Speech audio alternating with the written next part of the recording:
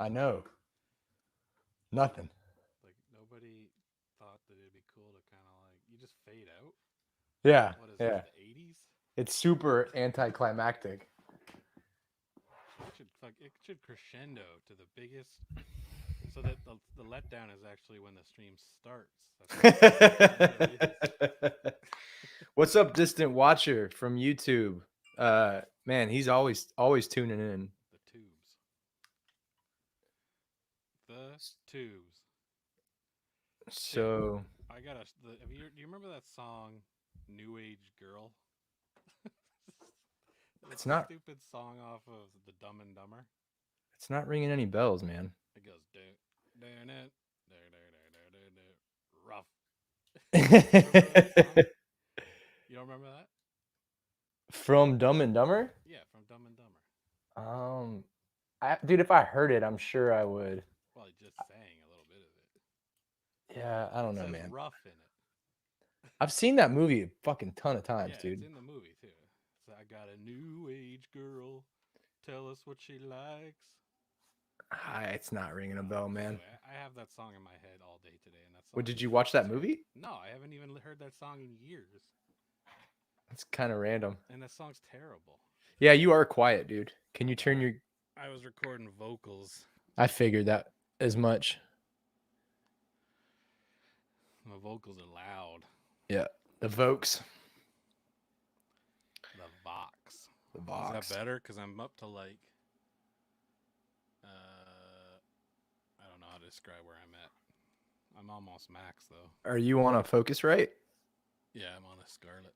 Yeah, when you're talking on a Scarlet, you can almost dime it. Yeah, but I think last when we did our first stream, I had it dimed, and all you could hear was like a lot of Yeah. lips and drips and Yeah, and I'm saying almost dime it. Like that last little quarter, not even quarter, like the last like 16th of it of the travel, like it gets into a little bit of all trouble, right, but like I'm gonna boost it. I boosted it another little bit. that's better. That's better. Yeah, it's way better. Chip, I got a good way to start this stream if you're into it. Dude, I'm in for Have what you I'm down ever? for Do you whatever. remember? You know the F Mary Kill. Yeah. So this is Frick Mary Kill for food. Chip. For food. Yeah. So you got to frick one of these foods. You got to marry one of these foods, and then you got to kill one. This is like a thing on the old internets. Okay. Here's the first one: pancakes, waffles, French toast. So Frick versus Frick means Mary. you're just having a good time with it. Marry the food means you're gonna. That's your longtime love of food. Okay, And so then then kill means you can't have that food anymore. all right. So Mary would be the one that you would like the most. Marry the one yeah, Mary All likes right. you the So then most. it's in that order. It's pancakes, waffles, French toast. You're gonna kill French toast? Yeah, I don't like French toast. Oh wait, but no, it's F Mary kill. So you're gonna F pancakes or you're gonna frick pancakes? Oh, yeah. I Okay, mean, you're 'cause of those three, waffles are by far my favorite. okay, so you're gonna marry waffles. Yeah. Now, but whose waffles are you gonna marry? Is it any waffle or do you like a certain waffle? I like Waffle House, man. Yeah, Like Waffle House is I great. love Waffle House. It has like the worst reputation. And honestly, the first time I took my wife there, uh she was like, What's with people killing French toast, man? "Yeah, dude, Nick and I are on the same page, dude. I'm not a French toast fan." But I took Kelsey to Waffle House the first time and she was like, "You're going to take me inside this place?" I'm like, "Yeah." She was like, "Not a fan." She said it was like she thought it was dirty. I'm like, "You can watch them cook. They're right there." I mean, They're so fast, it's super fast. and their It's waffles are incredible. dude, their waffles are the best. I like them a little crispy. I'm not like a doughy waffle kind of guy. So like if their waffles like a little crispy, I'm all about it. See, what about pancakes though? I'm not a huge pancake fan. But I would rather have you like French toast less than pancakes. yeah. Okay. Well, mine would be to marry waffles, and then French toast would be my frick, and then I'd kill pancakes because pancakes and waffles are pretty similar. Even though IHOP's pancakes are pretty awesome. Yeah. Yeah, I mean, I'll eat them. I'm You just ready for another one? yeah. What up, Matt? Waffle House does go hard. Yeah, go ahead. What's next? Scrambled eggs, omelet, eggs Benedict. So then it'd be omelet, scrambled eggs. So Frick, F, omelet, Mary, scrambled, and then kill eggs Benedict. That's crazy. Mine would be F, eggs Benedict, marry omelet, and kill scrambled eggs. Kill scrambled? Yeah, because omelet and scrambled eggs, an omelet is a better version of scrambled eggs. Don't you think? I mean, I prefer scrambled eggs over omelet because I'm not a big cheese fan. Yeah, well, that makes sense then. All right, Chip, we're getting in here. Here's a big one. This is probably the biggest one. Bacon, sausage, and ham. Oh, that's easy. Uh, F sausage, Mary bacon, kill ham. Mine would be, this is, I would F ham, marry sausage, and kill bacon. You'd kill bacon? Yeah. See, that's why you're Canadian. See, I like bacon, but I hate making bacon. It's such a pain. What about making bacon with macon? About making bacon pancakes. Did you ever see that? Like, you know, I'm a big South Park fan. I owned one of the like South Park seasons early on, and it had Trey and Matt in the beginning, like they had a cooking show, and it was called Making Bacon with with Macon, and Macon was a pig, and they would feed him bacon. That's terrible. It's so messed up. They're sitting there feeding this pig bacon. It was. No, I mean I like bacon, but I never buy it. I never cook it. If I never had it, it's whatever. Yeah. I hate cooking it. They killed Kenny. Those bastards. All right, Chip, here's another one. Ready for this? Always. Nuggets, wings, or roasted chicken? That's tough. Because I like all of those things. Yeah. Yeah. All right. I'd probably. All right. So I try to eat healthier, right? Yeah. I try not to eat a lot of fried food, but I'd probably F wings, marry roasted chicken, and kill nuggets. Yeah, I'm similar. I would marry wings, F chicken, and kill nuggets. All right, Chip, here's another one. I can respect that. Yeah, you better respect that shit. Here's a big one. Burgers, tacos, pizza. I think I already know what this is going to be for you. Ooh. I don't know if I can kill any of those. I figured you would kill pizza. I love pizza, though. Yeah, but you don't like cheese that much. I know, but for whatever reason, I let it fly on pizza. I love pizza. It's weird. It's like pizza is half cheese. I guess it depends how much other crap you get on. Well, you know what some of it is? Because my wife, she's like explained to me the other day. Well, not the other day, probably years ago. But she was like, you know, you like cheese a lot more than you think you do. There's just certain types of cheese that you don't like that I've noticed. And I cook for you like every night, and I use cheese all the time.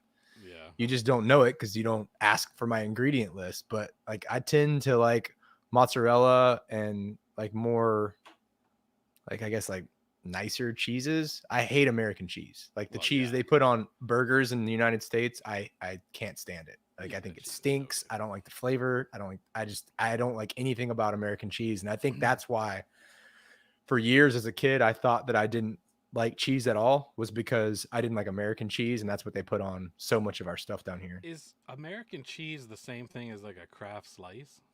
I don't know. Because I I'm don't know not. what American cheese really is. I just know it's not that great. Well, if you come down here and you order like a cheeseburger from McDonald's, that's American cheese. Is it? Pretty sure. Hmm. All I right. don't know about Well, up there. All right, so so I would yeah, I say. would. I go ahead. Oh, sorry. Yeah, mine would be. Oh wait, did you do yours? No, I'd probably though. I'd probably have to. Even though I really like burgers, I'd probably have to kill burgers. Yeah, that's my same here. F tacos, marry pizza. Like if caloric intake were no. Like if I wasn't Yeah, worried about my, what I yeah. ate. I think I'm the same. Yeah, because I But love tacos, dude. I couldn't get rid of tacos, and I love pizza. But burgers are, I don't know. You kind of, I like them, but yeah, I'm not as passionate. yeah. All right. Here's one: spaghetti, lasagna, mac and cheese.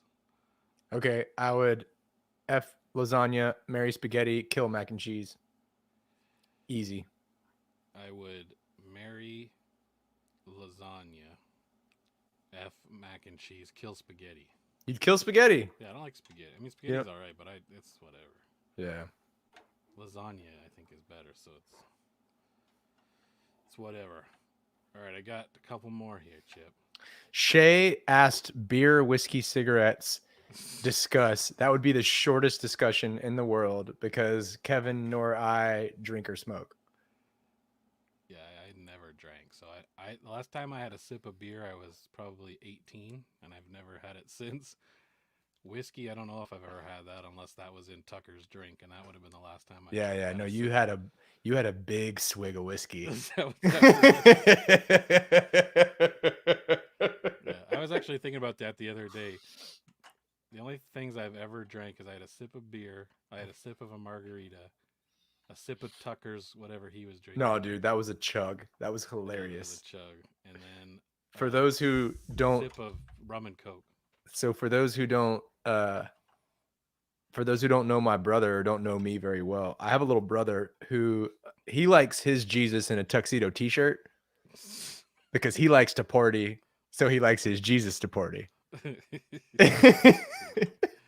And I don't remember what it was, but you like you're super thirsty. I don't know if it was at a show It was or at a what, show, and it was a show in Iowa, Des and Moines. you were super thirsty, and I think you grabbed Tucker's drink or he gave it to you, and it was literally straight like it was a No, cup of Crown. well, I asked for the bar if someone could bring up a drink of water, and then I see your brother going through the crowd like that Kid Rock meme, where he's like, Oh, that's exactly how your brother was with this drink, a clear drink. And let me turn it up a bit. And so he put it on the sides of the stage, so I thought that was my water. So I took a huge sip, and it was so gross. Super gross. it's like the only time you've ever caught a buzz in your life. Yeah, no, I don't think I did. If I was gonna drink beer, which I mean I'm not like anti-alcohol. I mean I will drink. I just never really do. Maybe special occasions. I would drink definitely like a Mexican cerveza, and it would be like Dos Equis with lime. But again I don't really drink. What about a Guinness, Chip? I don't like Guinness. Yeah, it's weird. That one weirds me out. All right, Chip. Apple pie, pumpkin pie, pecan pie. Pumpkin is gone. Straight up, it's killed. I would marry Apple and Frick. Frick the pecan. Dude, I would marry pecan. That's like my favorite pie of all time. Dude, then I need to get my mom to make you a pecan pie. Yeah, your mom should make me a pie. Dude, I'm telling you, bro. Like my family's from Birmingham, Alabama, right? Yeah, That's like well, that's it like a should be the staple best down there. pie. Your mom should have the best. That started to sound wrong. All right, and then I guess I would probably kill. That one's tough because I like both those. But You like pumpkin pie? Yeah, man. Dude, I am not a fan. I don't like pumpkin anything. Pumpkin spice lattes. You're always drinking those because you're basic. I guess I'd probably kill pumpkin pie though. I don't know. It's a tough one. I guess kill that and frick apple. Pumpkin is the king of pies. All right. This is two more: sandwich, hot dog, corn dog. Okay. Uh, F hot dog, marry sandwich, kill corn dog. I think with this one, the hot dog could F you a little easier than Chip, than you could F it. Uh, Wait, what did you say? F frick? You're gonna frick hot dog. Yeah, What was your Mary? sandwich. Sandwich. I would marry sandwich, frick corn dog, and F a kill hot dog. But dude, corn dogs can be so hit or miss, and they're way more miss than they are good. Yeah, that's my thing. I mean, don't get me wrong. Like done properly and the right one could be awesome. We But played this show.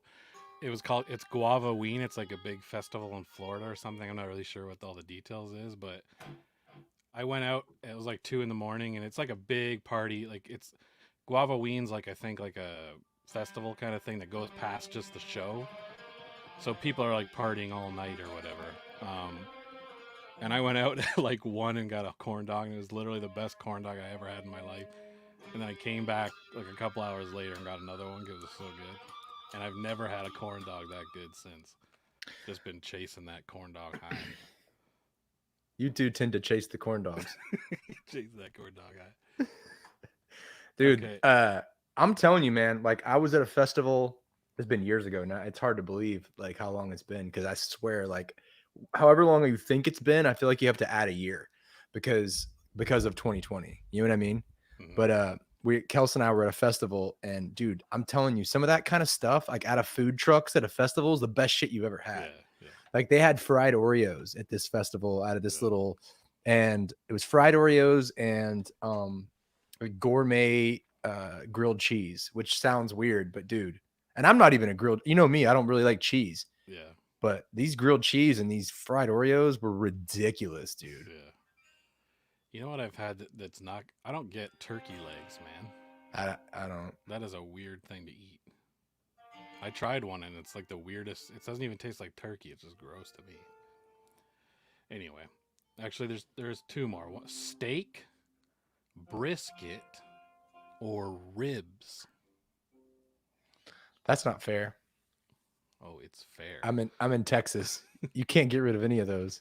I already know. I'd kill ribs. I would kill ribs too out of Ribs are those. so annoying to eat. But dude, there's this place down here that's in it's on Washington, like in Midtown, called Yeah.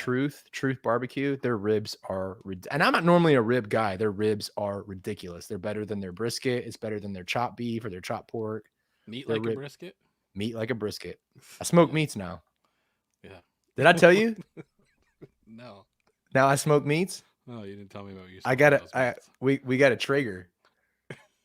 Like Kelsey's dad bought it for us. Oh, are you being serious? I'm being dead serious. Oh, I thought you were. Thought you were being a Mark Zuckerberg. No, but that's why it ties into it because I smoke meats now. Okay, so you seriously smoke meats? Yes. Dude, you need to smoke a pizza. That's what I hear. No, seriously. Someone was telling me that like even just like a DiGiorno from the grocery store. Yeah, yes. Yeah, Make sure it's like a meat lovers. Dude, so amazingly good. I would marry steak. I don't even know what brisket is, to be honest with you. Is that just like chopped up meat? It's like no, I mean brisket like it's like it comes like a side of it. Like they'll wrap it in tinfoil or whatever after they smoke it and it'll like sit in its juices. They slice it or they chop it before they serve it to you. But no, I mean it's like a hunk. Yeah, maybe I don't like brisket. Dude, brisket's good, but I would F brisket, marry steak. I love steak. I had steak 30 minutes ago. I love steak. Yeah, yeah. Yeah, I actually don't eat a ton of beef to begin with, but it's whatever. Yeah. All right, last one, Chip. Ice cream, cake, chocolate bars. What do you mean chocolate? Oh, like a just your Snickers. Favorite, yeah, you say your favorite chocolate bar. Okay. And what was it? Ice cream, cake, and chocolate? Yeah. So I'd F the cake, marry the ice cream, kill the chocolate bar. Really? Yeah. I would not a big chocolate guy. Marry ice cream, frick chocolate bars, and kill cake. I don't like cake that much. But see, I like cake with ice cream. So like So those, you're like gonna have to keep those. You're gonna yeah, have to no, I know. keep. You know, like Who are you gonna the marry? The cake, or are you gonna marry no ice ice cream? cream, ice cream, Okay, cookies and cream to be you're gonna have to specific. take the ice cream and then go I at have to introduce it to my side piece. get a side piece of cake, literal piece. All right, well that's it, Chip. That is all the frick, Mary, kill foods that I have for now. Yeah, Speaking of frick, Mary, kill, did you watch the movie? yeah, yeah. I What did. did you think? So I liked it, So the and movie we're talking about is called What Drives Us, and it's by Dave Grohl. yeah, Dave Grohl is like the executive producer, and he had a lot of other rock stars help him out producing it, and they interviewed a lot of rock stars. I didn't know at all what it was about Yeah. going into it, other than I knew it was like music based. But I You was didn't know it was actually like a kind. documentary? What's that? You didn't know it was like a documentary? No, I mean I figured it was, but I didn't know because like he did that whole like Sonic Highways deal, Yeah. and I never watched it. We should probably do it one day.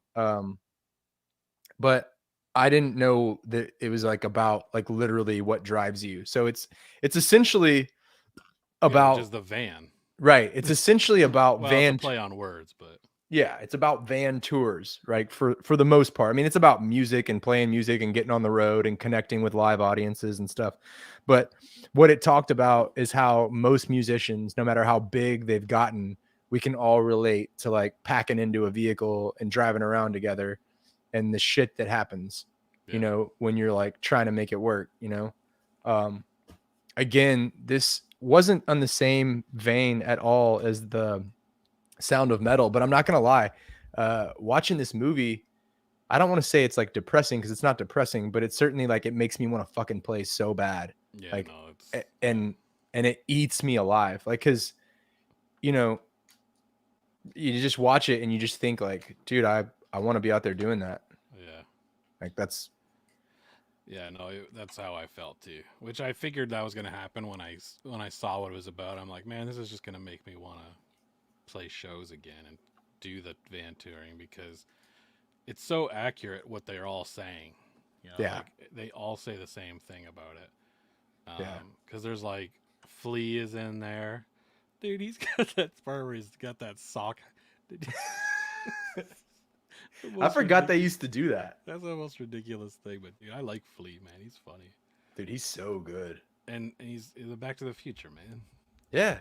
You can't go wrong. I actually just saw him in another movie called. Put your card inside the reader. He was in a movie called Boy The Erased. Jits will never find out. He's so funny, man. Yeah, I just saw him in another movie called Boy Erased, which is like this. It's about a kid who gets sent to gay, where they try to make him not gay. Like a conversion camp. Yeah, and Yeah. Flea is like one of the douchey like guys that runs part of it or whatever. But Yeah. he's a good actor. Yeah, so I mean that aspect of it is like it's like a little tough to watch, as a musician, that especially like having not been able to play a show since one show in almost 2 years. Yeah, Um yeah, and local too. So it's, I mean, yeah. It's like fuck, dude, I just want to get on the road, man. I told yeah, I told Kelsey too. I was like, dude, this movie's fucking killing me. yeah, And she's like, what's wrong? And I was like, it's just God, it just makes me want to go play. Makes me want to go drive to the next town. yeah. Just you should just go drive to towns, Chip, and just hang out. Dude, but I mean it's like they say at some point in time, and I said it, I think I said it on the last stream. Music is a tough, cruel dream. Yeah, It really is. And um the only reason why you'd keep playing music is because you can't not, mm, right? Because there's a million reasons to give it up. There's a million reasons to stop. There's a million reasons to not keep doing it, man. It's tough. Like, yeah. It's um, and I like honestly, the guy that I thought was kind of the most relatable was the guy from No Doubt. Oh yeah, yeah. Like because those guys were together for years before they made it big. Like they toured, they were together for I think almost 10. I saw an interview where they said they were a band for 10 years before they got noticed. So they've obviously done a ton of it. Yeah. But yeah, and they asked, like they asked them if it was worth it or if they ever thought to quit, and like they all said none of it. But I mean, the one thing about it, and this is the part that was even more kind of not necessarily depressing, but at the end, they're all talking about how there's literally no bands like them anymore in terms of Oh, the the rock Wall. star. Yeah, the Yeah, Wall. yeah. And dude, that's so accurate. But see, and I like that part doesn't bother me that much because the way they framed it was like, I mean, to anyone who hasn't seen it, Tom York, the vocalist from Radiohead, was talking to Flea. Wasn't it Flea? It Yeah. was Flea. And he said that it was kind of like crazy that it seemed like somewhere in the 90s, like somewhere in the mid 90s, late 90s, they built a wall. And everyone who was already on this side of it, and he's talking about whether it's classic bands like Aerosmith, AC/DC, you know, Rolling Stones, Leonard Skinner, whoever, right? But bands all the way up into the 90s, like Radiohead, like the Chili Peppers, like, you know, stadium bands. It was like everyone who made it at that point, they're on one side of the wall. And they're the ones who get to play arenas and huge shows for the rest of their lives, right? And it's happening to this day. I mean, even bands like Limp Bizkit, who, were right in the end of that, they were kind of late 90s, but those guys still will, like, when they decide to play a show, they'll still headline like the Cynthia Woods in Houston, which, if you don't know, I mean, it's over 20,000 people. It's not an arena, but it's a big turnout. I mean, I think they need other bands to sell that place out, but bands like U2 and AC/DC and Chili Peppers, those guys, I mean, they'll play castles, dude. You know what I mean? With 80,000 people. Pink Floyd, they used to play racetracks, 120,000 people. They'd play the entire infield of a super speedway. They'd play soccer stadiums. I mean, just insanity. And it's like everyone after that, mid 90s, it's like nobody ascended to that point. Dude, I don't need to play stadiums. I don't need to play arenas. You know what I mean? I just like the Well, thing and that he specified rock in the rock genre. yeah, rock. But that's part of it though, right? Is rock used to be if you look at it like popular music, take out of your mind what pop sounds like today. Think of popular music as in literally music that is massively popular. Mm-hmm. Pop music's changed a lot. Aerosmith used to be and those rock guys, that was pop music of its day. Like Right. that stuff was being played and spun all day long. Now it's, and the other thing too, well, so now I think it's a lot of like more, loop based, dance based, hip hop based stuff. And then to further and above that, it's things have gotten so like, it doesn't matter what you're into, like you can connect with it. Like if you're into like world music or bebop jazz, or you're into certain types of hip hop or certain types of pop music, or you're into K-pop, there's so much more out there now. And it's so much easier, I think, to have access to quality recordings, that there's like more people making art now than ever. Yeah. And so people's interests are splintered. Like I think the Beatles are great and there's probably some of the most prolific songwriters of all time, but if they came out today, they would not be as big. I believe they wouldn't be as big because there's competing with too many other bands. They're competing with too many other sounds. Like there wasn't as much going on back then. I mean, that's my Right. opinion. Well, no, and that's actually true because I made another list that we could talk about either this time or not or whatever.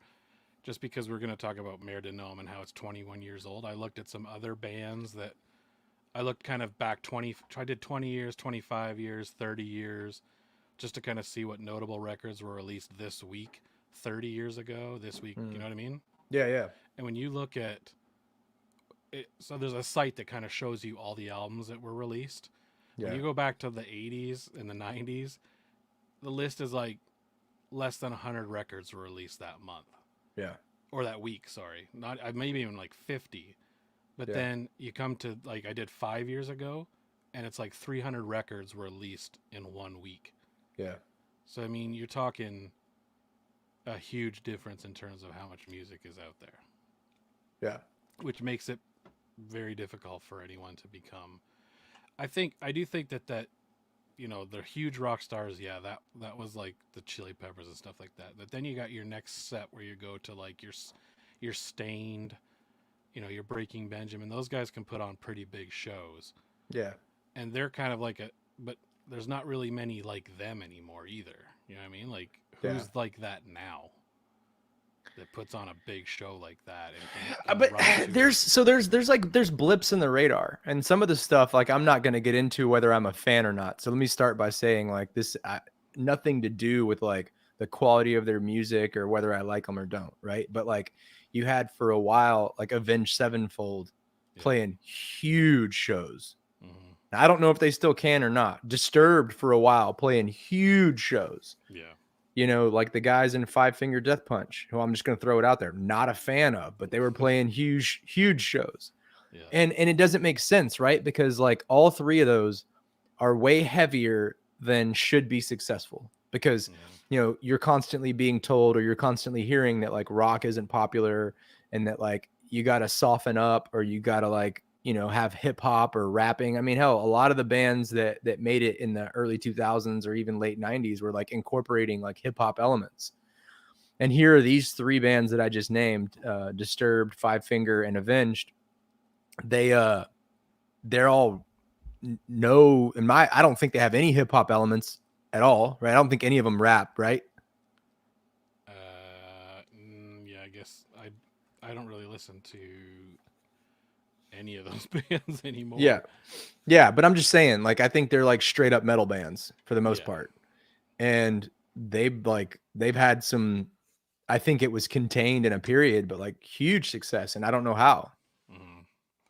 But do you think in 20 years those guys will be able to do huge shows? I think Disturbed probably could. Maybe. Just because they've had so much radio play. I feel like Avenged Sevenfold's dropped off, have they not? I feel like they've dropped off huge. I did buy the record that had the Almost Easy song. I like that song. That album's that's Afterlife, isn't it? I had that record. Yeah, I don't know. It's got Scream, doom doom doom doom doom doom. I love that riff. No, that's a good record. But yeah, I don't like Five Finger Death Punch. Nah, I don't either. But yeah, I don't know, man. It's like, and I who's the bands that are gonna be like, say now? I can't think. I mean, I'm pretty much out of any kind of music scene, so I don't know who's. I know Nothing More got kind of big. Did they not? I mean, I don't know how big. I don't know, and I don't know how. Like again, like a lot of bands that are like pretty popular have good following, but it's purely off the back of either online presence or just playing shows because I'm not hearing them on any rock stations. Yeah, well, rock stations are pretty much back in time. It's crazy, but like it doesn't matter what 21 Pilots put out or what Imagine Dragons put out. Our rock station will play it no matter how shitty it is. And like I like some of both of those bands' songs, but it's like they'll play whatever they make, good or bad. And then the next song is something from 1993. Yeah. You know what I mean? And I'm like, dude, it's crazy to me that today's new rock and alternative station is playing the same shit they played in 1994, 95. Yeah. Except that music now is older now than fucking the Rolling Stones were back in the 90s. You know what I'm saying? Yeah. Yeah, no, it's weird, man. It's like, dude, I mean, I grew up listening to classic rock. I mean, I can turn my camera around and show you. I mean, my room is surrounded with tab books, posters of like classic rock. But dude, like they're playing Pearl Jam's first hit. They're playing Even Flow on today's rock alternative station. Yeah. right? And even flows older now than like some of that Zeppelin shit was when Even Flow came out. And But the thing is, they would have never played Led Zeppelin on the Buzz. They would have Yeah. never played Leonard Skinner. They would have never played Pink Floyd. But the shit they're playing now is older now than Floyd and shit was then. yeah, and honestly, that's the kind of stuff that should cater to guys like our age, because that was basically the music in our we grew up with. But it's like I don't want to hear that stuff anymore. I do want to hear stuff that's different, but I don't listen to the radio much anyway because it's all I hear those songs constantly. Yeah. Like I don't need to hear Jeremy by Pearl Jam anymore. I've heard it enough. I own that and listen to it. One day my buddies and I we listened to that tape on repeat for 4 days straight. We were playing like video games on a computer and that tape was just constantly going. So I mean, I like it, but give me something different. Like I don't even know how I discovered Nothing More. I can't really tell you how. I've probably from Kyle or somebody had just kind of told me, and it's like, Yeah. if it's played on the radio, it's definitely not played on the radio here. No, Um, I've never heard any, I've never heard Nothing More or Starset or Slaves or Palisades or any of the bands that like are newer that are still doing it. And like it frustrates me too that like even stuff that I like for example, you know I'm a big Chevelle fan. That was one of my favorite bands. I don't listen to them that much anymore, but mhm. if they play Chevelle on our rock station, it's the Red. And it's like, dude, there's like 6 albums since then of really good music. Play a deep cut from time to time. Like I don't I'm You don't even have to play a deep cut. You could play a single from a more recent album. yeah, I know, but like it wouldn't I just don't understand it, dude. But I mean, Play that's a Send the whole Pain Below. I mean, frig man, that was a big one too. yeah, I mean they might play it, but but again, I think that album came out in like '02 or '01. You know what I Yeah, mean? Like I can look it up real quick, but no, it's right around there. Yeah, yeah, man, it's weird. And so, like, yeah, 2002. Released October 8th, 2002.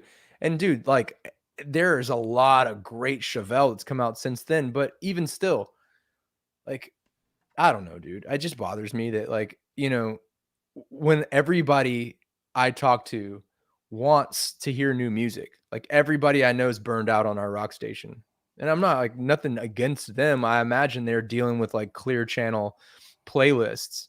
yeah, But like when everybody I know is like looking for new music, why won't radio, whether it's I mean, I think XM or Octane or whatever I think they do a better job of staying a little more current, like guys that are on the road doing shit. But yeah. But even those stations, like I find, because the satellite will play a lot of the same things every day, just oh because yeah, it's it's the same shit, but at least it's like it's not different. Yeah, it's a bit yeah, it's different. not like stuck in the early and mid 90s. Dude, what the one thing in this documentary, they had that Radkey band that was kind of Yeah. like the current version of a band or whatever. Yeah. How do you like how their dad is the one who's like doing everything for them? I And he's thought that like, yeah, I was could quit my Walmart job and do this. I thought that I was thought pretty funny I thought that was funny too. because it's like that's some dedication right there. And he's like, yeah, I get to see my favorite band every night. Yeah. That's pretty crazy. Yeah. It's cool though, man. Like how like atypical is that from the Rockstar story? Well, I toured with Hailstorm, and their mom was their manager. But you know what I'm saying though. Yeah, Like yeah, no, no, how typical is the like, you piss off your dad to play rock music. You know what I mean? yeah, yeah, yeah. Well, and yeah, they showed that he was the one who introduced them to, like, they were listening to his records or whatever. Yeah. Let me see what else. What other notes? There was a one guy, I can't remember who said it now, but he was talking about the first time playing guitar. He thought it was so cool that it even made noises and stuff, and he just kind of played around on it. Do you remember your first time when you had a Hmm? guitar? Oh, absolutely. I'll never forget it. What did you like do with it? So I may or may not have told you this story, but my dad's best friend, like 30 something years, he passed away a few years ago of a heart Mm-hmm. attack. But he came over to my house and he brought a Les Paul and he brought a couple records that I had, had grown up listening to with my dad. And he threw it on and he like played along. And this dude was an insanely talented blues and rock guitarist. And I was just like mesmerized. So my dad played drums and they like started a band. And I remember he brought, a couple guitars to band practice. And I remember sitting there, watching them play, and he let me hold his guitar or whatever. So I'm sitting there with this Strat, like just Yeah. while I mean a full band, you know what I mean? Like acoustic drums. There's nothing, no electric drums or anything. So I mean it's loud as shit. I couldn't hear anything I was playing, but I'm sitting there just strumming this guitar. I don't know how to fret a chord or do anything. I'm just sitting there, Indian. I was probably 7 or 8 years old, sitting there just playing on this guitar. I couldn't hear anything I was doing because I'm sitting in front of a live band, but Yeah. it was the coolest thing to me. And I think about that sometimes, about how there was a time when these were so like foreign and magical, and they still are, don't get me wrong, but like a guitar is kind of like a part of me now. I have one within arm's reach pretty much everywhere I go in my house. I have guitars everywhere. I've been collecting guitars since I was 9. Yeah. But man, like just that case opening up and like looking at this guitar and then like holding it, dude, I'll never forget that moment for the rest of my life. Yeah, my first time with any kind of string, my grandpa had a slide guitar, like one of those ones that you put on a stand. Oh, like a pedal steel or like a lap steel? Pedal steel. It didn't have pedals, But like that though. but it was You a kind of weird. pull a chair underneath it and you play it Yeah, on top. it's got legs that screw in. Yeah. And I just remember just taking the slide, and I had no clue what I was doing, but you're just kind of hitting it and strumming it, and you Yeah. had an amp that you could run it through. And I had that guitar actually. It was at Pitter's house when all the Evans Blue stuff went down, and so I lost it for years, and I just actually got it back a couple of years ago, which is the only thing I wanted back. I actually did, which was nice. Let's see. Did I tell you? Did I tell you he reached out to me after the Roosevelt came out? I think he did to me too. Did he really? Yeah. What'd he say? I don't remember. I think he said something about how good your new guitar player is. Yeah, he's like, all your other albums are so weak. Now all of a sudden you guys are really good. Yeah. What's up? Yeah. No, he knew what was up. He put it in my message. Yeah, true. He didn't even have to. He just was like, I didn't even look into it, but is Chip playing with you guys? I haven't checked, but no, he was really complimentary. yeah. And I think it was genuine because like why would he's got no reason to blow smoke up my ass. Yeah, I don't. Yeah, it's no smoke. No smoke for Chip. So no smoke. So your smoke is for your meats. No, I blow my own smoke. You blow your own smoke on your meat. No. Just some notes I had here. It was kind of weird that the Foo Fighters toured in a van, but then he explains that kind of later on and how he kind of wanted it that way. But did he explain it though? Yeah, he says that they liked that. He said that he wanted to have his own experiences. Yeah. I mean, you would think he would have had the money to support a van. And they had, if you look at the set list they're playing, they had like, what was that first big song of theirs? The one their first big song, wasn't it Big Me? Wasn't it the one where the alien is going around in the background? I didn't see any of the videos back then. I didn't like the song, whatever it was. I Stick Around? Is that a song? Yeah. I Don't Owe You Anything, that one? I thought their first hit was Big Me. I don't know. I'd have to look. I still think it's the Nigiri.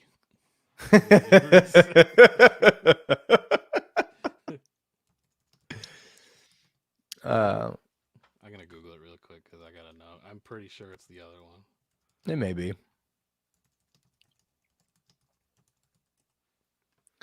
But this says This Is a Call was their first single. Then I'll Stick Around. Then For All the Cows. And then Big Me. Okay. I don't know if For All the Cows. I don't. I'd have to listen to it. It doesn't sound familiar. Were you a fan of Foo Fighters? Yeah. Yeah, I'm not a huge fan. I like that Hey Johnny Park song. The Color and the Shape was one of my Yeah, favorite records. that's a That good record. that album is solid as hell. And then I really liked so when I say I'm a fan, I'm not a huge fan. I'm not like Hmm. crazy big fan. I've seen them live. They're super good. Like they're really tight. Hmm. And they've been around long enough that even if they only had a couple good songs per record, which that's not the case, let me say, but some of their albums I'm not as big a fan of as others, but they've got enough material that they can do an hour and a half of hits. Hmm. You know what I mean? So like there's no denying that, he's a good songwriter. The guy knows how to write like a poppy, a catchy, a Yeah. catchy rock song. My favorite record of theirs that other than The Color and the Shape is Wasting Light. And if you haven't checked out Wasting Light's I think really good. I liked it a lot. It's That's the album. yeah, it's came out in 2011. The only hit that I recall off of it, like the only song that I think hit the radio was Rope. Give me some rope, I'm hurting loose. I'm hanging for you. I don't recognize it. You know that song? Is there a Give me musical version some of that, rope. Chip? What's that? Is there a musical version of that? A musical version? Just kidding. You don't like my acapella, I Kev? just that's what was. I used to have a friend that would always say that whenever someone was singing, and that was the way he would like diss you. Oh, I appreciate that. Yeah, so I'm just giving you a big diss. Thanks, dude. Smoking these meats. Yeah. Well, I mean, I'd play it, but hell, we get booted off Yeah, Facebook or we get a a lot of strike. copyright claims. Yeah. I wish we could play pieces of songs and talk about them because I It's think stupid. yeah, it's really stupid. The way it used to be back in like when I first was with Evans Blue is people could use parts of your music and not pay you. It was like a time limit.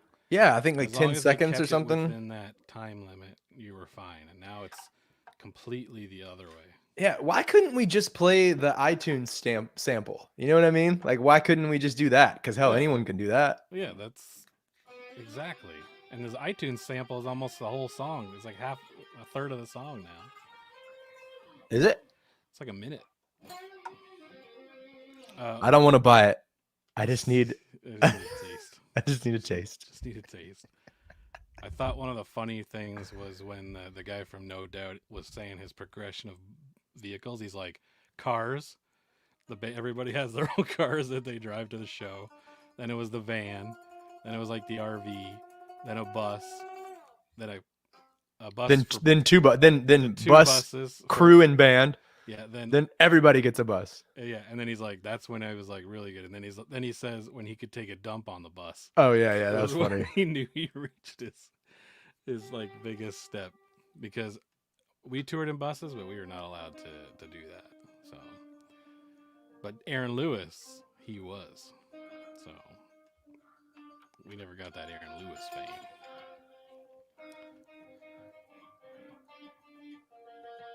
Some other things I had when the dude from AC/DC was talking about how you're playing these shows and there's maybe 3 in a week and you're not feeling great, but you can't. Oh, there's no taking it easy. Yeah, you're not going to take it easy on that first show so that the last show is good. You're just going to give it. I thought that was pretty cool because that's totally the case. Yeah. And yeah, it's different as a guitar player. So I had a band before that I fronted, but like certainly as a guitar player, it's like kind of whatever. You know what I mean? Like, yeah. But the idea of like not just going out, like it's never occurred to me. So actually, this was something I wanted to bring up earlier when we were talking about the whole where the rock stars are now. Who do you think your kids are gonna like? Who's their Pearl Jam or their anything even close to that? I don't know, dude, because Kids like have that anymore? I don't. So like the Drakes of the world, like will that be there? The Miley Cyruses, the Justin Biebers. I mean, I personally think that. So there's like two schools of thought as far as I'm concerned. On one hand, I don't think music means to kids what it did to us. I think there's just so much more in their lives. At least my kids. Like I can promise you, music does not mean to my kids what it did to me.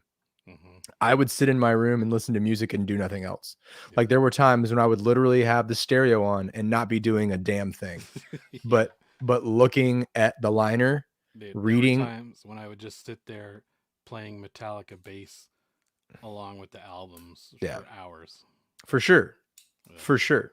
And I mean, I mean, and the other thing too is like I think that so I'm arguing against what you said, like that. No, that won't it won't matter to them, right? Yeah. That's my first argument because I don't think that it means to them. I think there's other things competing for the time and attention, Mm-hmm. and I also think that music, like popular music, doesn't connect on the level of like for example, like the '90s grunge. I think part of what made it explode is that we were coming out of an era of like, girls, girls, girls, and music kind of being bullshit. Um, Yeah. you know what I mean? And it's like, and now you have these guys from Seattle who grew up in this dreary place and they're singing songs like Down in a Hole, I decorate my heart like a grave, and they're singing about real shit and like real like sorrow and sadness and problems. Hey, And I just real quick, James, how old are you? That's the whole thing, right? yeah, yeah, yeah. So No, I mean, I yeah. do, I do too. Um, Um, but I think that like the part of what I think made music so important to me, and I can't speak for anyone but myself, is that like when I had problems, like if I was going through some shit or whatever, like I felt like I could connect to the music because like mhm. a lot of the music I like is sad and it's about struggling with Yeah. with something, and I think that's part of what made Linkin Park connect with so many people is that like Chester's lyrics were so real and they were like that angsty teen shit that's Mhm. like even if you have like a good life and a good family home or whatever, like you still will find yourself at times going through those, it's like a tough time, it's hard to be a teenager growing up or whatever, but I feel like music now, like what most of them are listening to is just about like, Fluff. yeah, kind of. But Well, then I can go the other way and I can say that part of what makes the music so important to you is that the time in your life. So like, will 20 years from now, uh, I don't even know like what's a hit song right now. I don't know. Uh, that WAP WAP that's a song. bad that's a bad example.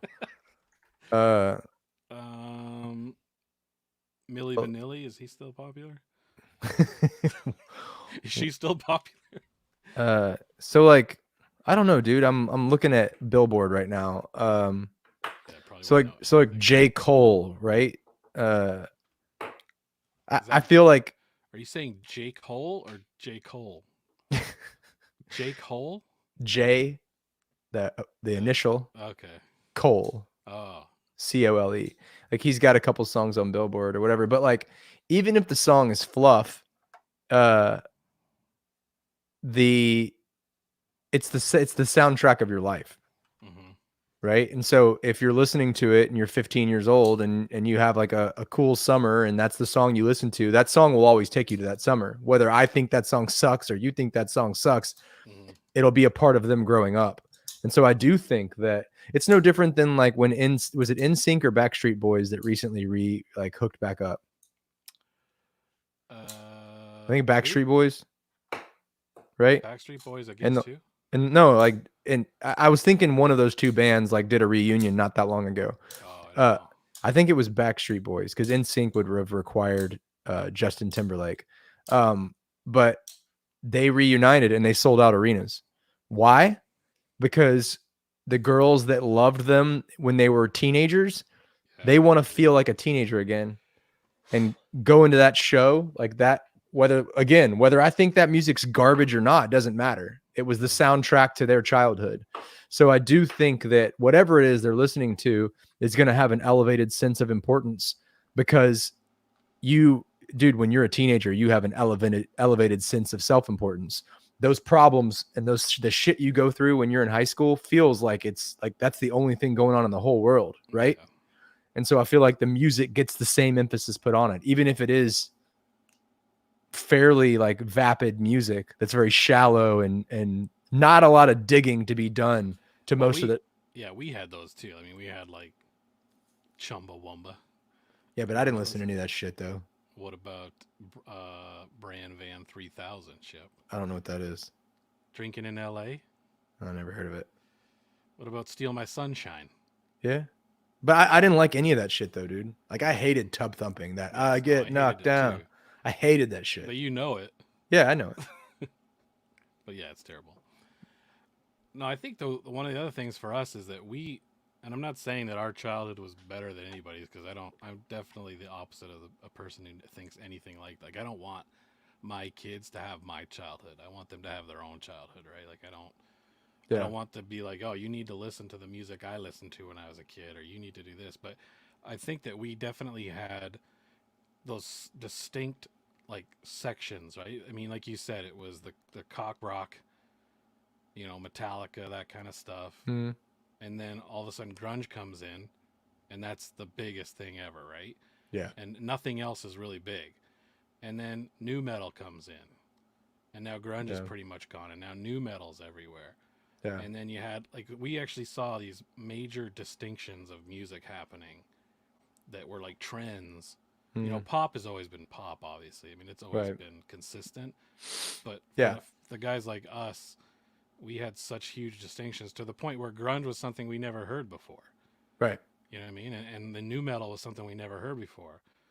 And emo was different. Like all these sections. And now, if you could, I guess you could probably hear any of those musics now. I don't know where. Like I'm sure there's bands doing grunge music now, right? You got like Yeah. Greta Von Fleet or whatever. They're doing like a They're Led doing Zeppelin kind of Greta thing. Van Zeppelin. Yeah, I mean they're basically doing Led Zeppelin. You can find anything if you want. To now where it's like, what's gonna pop out? Yeah. Well, I mean, like, and that's kind of what I was saying earlier is that like it's so splintered, you know? Mm-hmm. It's like into these like tiny little micro sections of separations of music to where, yeah, like you said, I mean, it doesn't matter what you're into, man. Like it's out there. And so I think it makes it harder for any band to dominate people's Yeah. attention. Mm-hmm. Yeah, because they can just. It's so easy to only listen to singles now. Like you don't have to buy a record, and you're not forced to listen to it. Like we Yeah. had to buy a record, and if it sucked, too bad. That's the record you got for the next week or so until you're able to buy another one, right? Yeah. Yeah. And that's like whether it's your childhood or whatever, that's the part that bothers me the most is that like I The feel like throwaway nature. yeah, the throwaway nature. I mean, it's almost like people could give a shit, most people, if they like a song, they don't care if that band ever makes another song. Don't care if that Yeah. band makes another record or whatever, but um it's really like the album experience. Like I still will base my favorite bands off of bands that make solid records, not bands that make great songs. Well, there was that interview with the guy from Spotify who was saying that albums don't make sense anymore Yeah. because it makes more sense to release a song every month or whatever. Yeah. I hate Which that, dude. it sucks. Like it sucks for people who grew up with albums Yeah. because the chance of you're gonna sell an album to somebody who's like 16, Yeah. that's never gonna happen. Yeah. Which I'm not saying it's all about. I'm not saying it's sales, but the fact that you put all that time into this record that flows the way you want it, right? And most people Mm. I mean, are not going to experience it in any way because they don't have to. Yeah. Which, Yeah, no, it's whether you want to, I mean, I bought a lot of albums that were total garbage.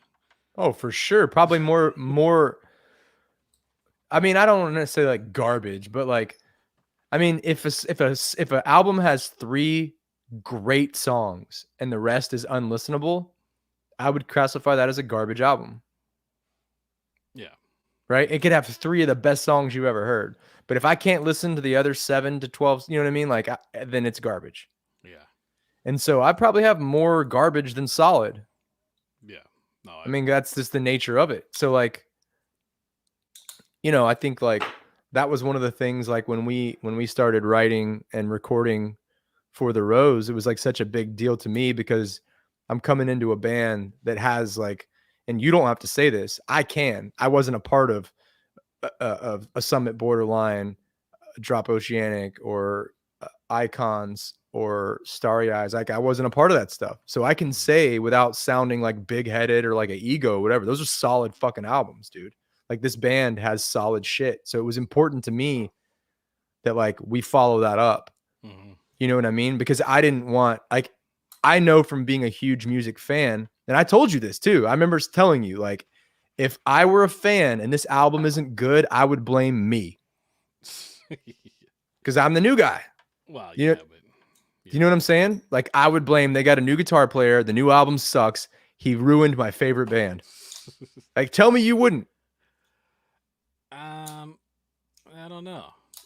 It's hard to say You know what I'm saying, though. because a lot of people listen to like vocals, right? So it's usually those don't change too much. But yeah, Yeah. no, I know what you're saying.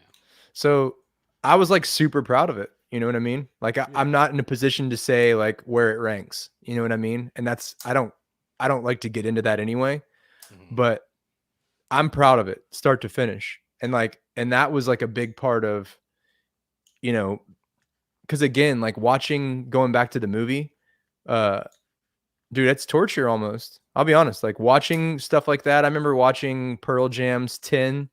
Did you ever see the documentary? It was like 20 years after 10 or whatever. No. You should check it out. It's cool. But again, watching that shit is torture for me. All I want to do is play music. Yeah. That's No, it. and just the whole van touring. I mean, I did some van touring, and I obviously with Parabel, we've pretty much only done that. And yeah, it's a big. It drains you big time, but it's like when they said in the movie, none of them would have quit. None of them had any interest of quitting. You know what they were doing, even though it was difficult. And it's the same thing. I mean, nobody. No, I wouldn't want to quit either if I was doing it. It sucks, but like it's like you play that show and it's all worth it. Yeah. And dude, and I go back to like the first show I played with the band on bass, I think was Dallas. I think we played Trees. No, I can't remember. We Well, played you played some. that acoustic show. Was that after? Oh, you know what? That where House of Blues. Oh, No, Warehouse Warehouse Live Live. Warehouse Live. Warehouse. in the side room. Yeah, Warehouse Live. At the so that was the first show. What's And that was a great show.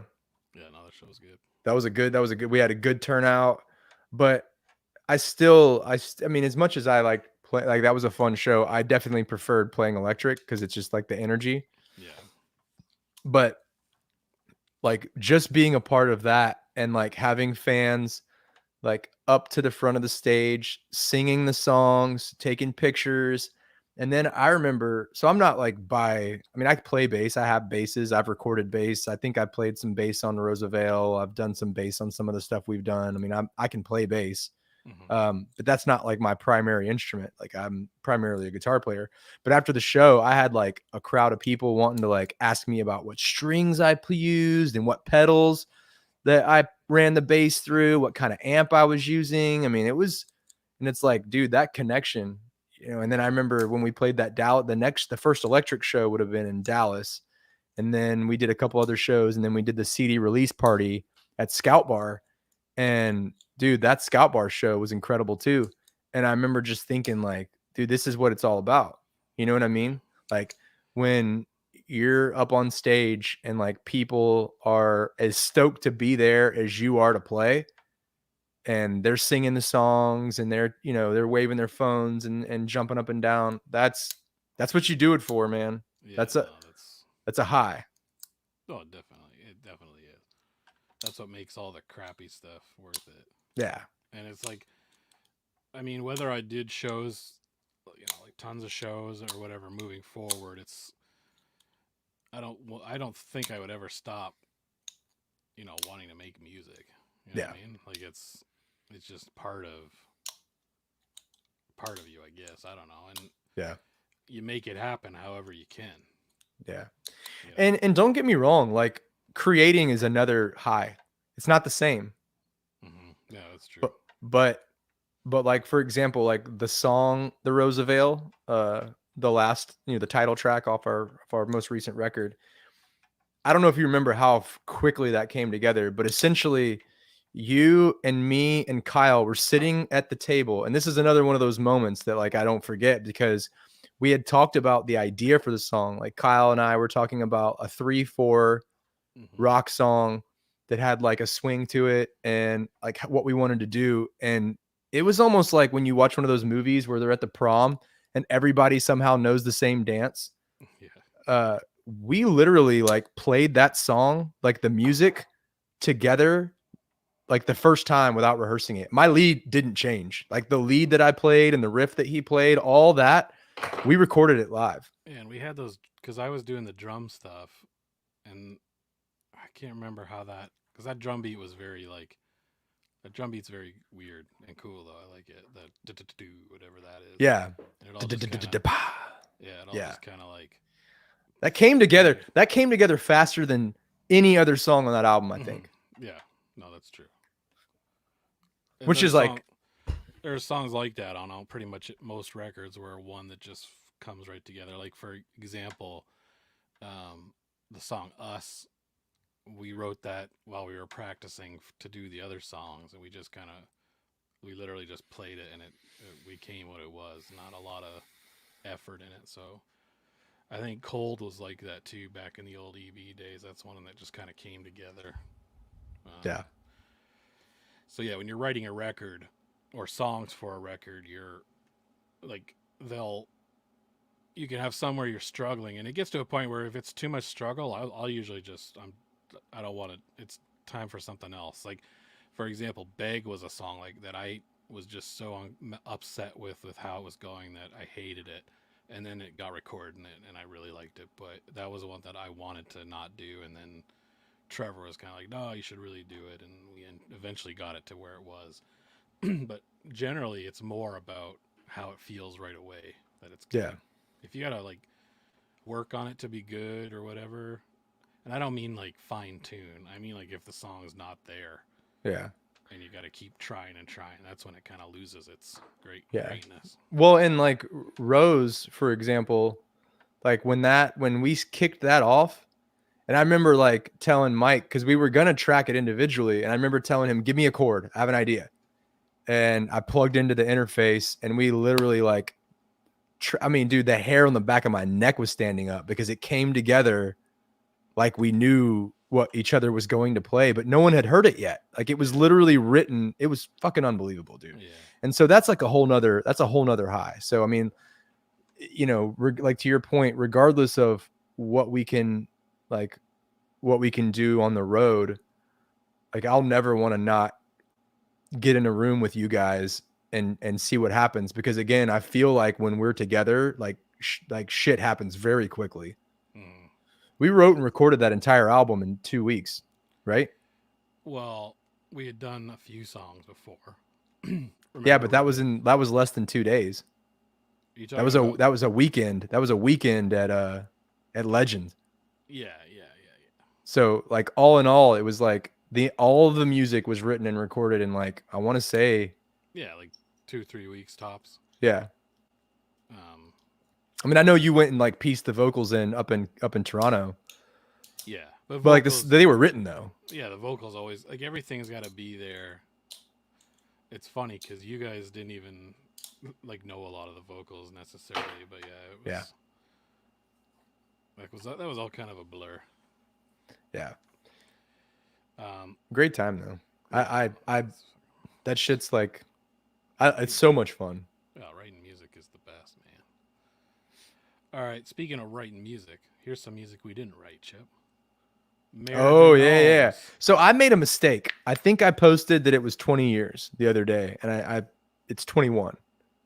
Right. So Noms. Oh, Chip. No wonder, because I was looking 20 years back and I didn't see it. I was like, where is it? I made a mistake. Yeah, I was gonna say it was 2000, not 2001. So I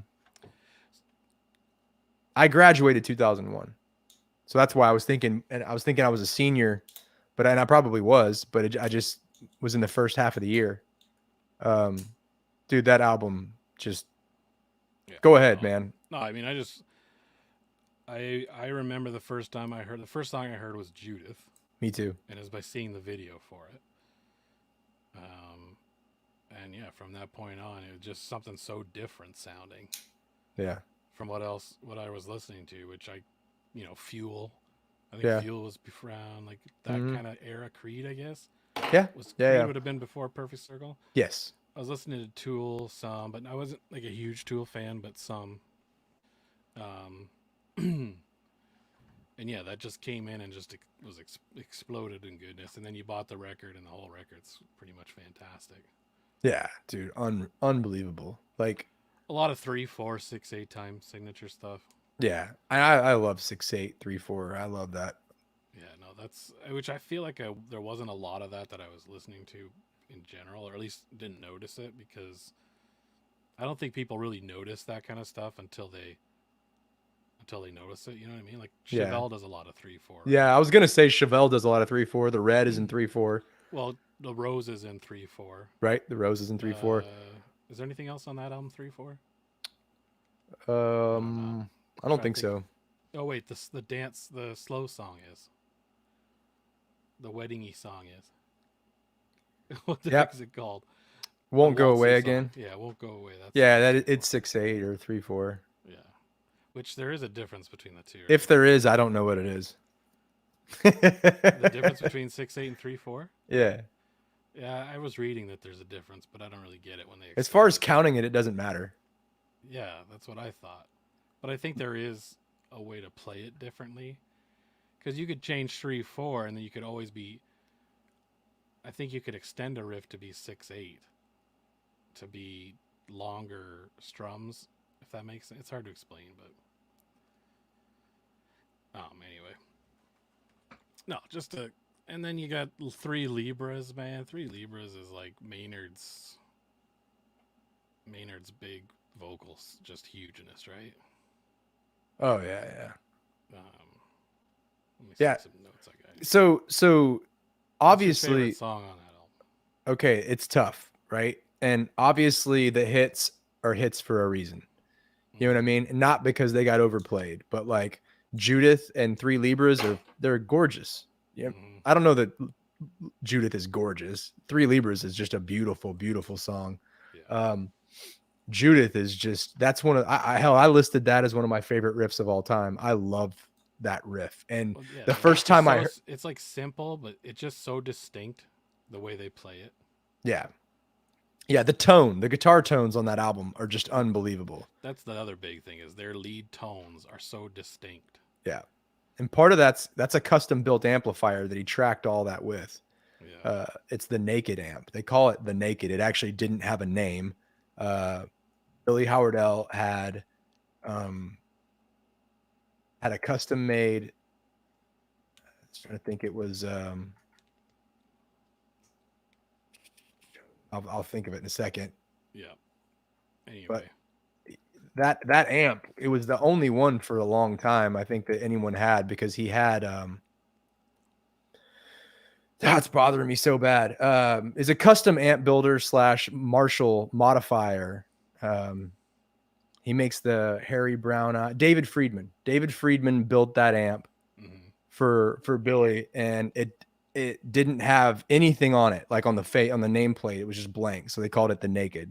And he'll build it now for people, but just amazing tone, amazing. Yeah. So one of my favorite. It's so hard to pick, but Orestes. Oh, I actually looked up how to pronounce that. How do you pronounce it? It is pronounced Orestes. Orestes. Yes. I love that song. And I got some notes on that song. The way that song builds is really cool. The way it builds, the lead break. The lead break is so pretty. Not technical. That goes, gotta cut away. Yep. Clear away. Yeah. Slip away and sever. The part I really like is when they're building up. Dun. 3 chord hits. Dude, it's the big ending. Well, because he goes to that clean, like that lead break, it goes to a clean with really, really heavy delay. Mm-hmm. But it's just played perfectly, dude. Yeah. It's perfectly. And then right before the vocals come in, he kicks into the distortion, and it's that dun dun dun.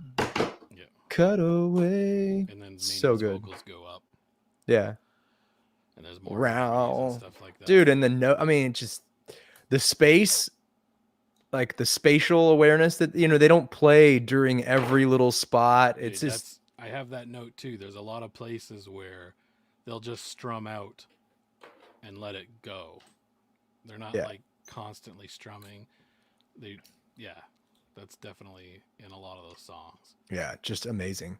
I also love Brenya. Brenya is just Yeah, Brandy's good. to this day just a gorgeous, gorgeous song.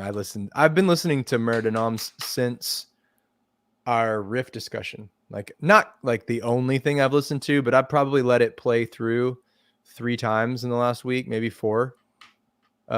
Just because I love it, man. It's so good, and it's good to revisit. And then I started listening to 13th Step the other day, because not to get off on it, but 13th Step is just like part 2 of Murder Noms for me. It's so good. Pretty different, I think. I think it's Yeah. different, but yeah. Oh, it's yeah, but Yeah, but no. but perfect in its own right. You know what I mean? Yeah, my favorite song is The Hollow, probably. Dude, The Hollow, that's another one. Yeah, That's super cool song. crazy awesome. He's got that part where it stops and he whispers the screaming and then it goes into the chorus. Yeah. It's just badass. The intro, that song's got a lot of those cool tones. The verse is like all that dissonant kind of guitar-y verse part or whatever. Yeah. It's just very distinct. He says he can't play that anymore because it was a plugin that he used that doesn't work. Like it wasn't updated, and you can't. So that really lo-fi kind of 8-bit sound that he sweeps. Yeah. It's got that. Yeah, it's got that weird like. It's almost like a lo-fi something. But yeah, dude, that song, I love that song. Is there any the perfect opener? Yeah, no, totally. I like Thinking of You. Thinking of You's cool. That's like that crazy bass, the bass heavy riff. It's like weird verse part. Yeah, it's almost like I don't want to call it poppy. Yeah, no, it's got it doesn't have like a tambourine kind of thing going in it. It's got those cool chugs in the bridge too. It's too bad we can't. Yeah. It's too bad we can't play little parts of this stuff. I know, it's so annoying. Stupid. I'm sure that they would like the sales from our talk.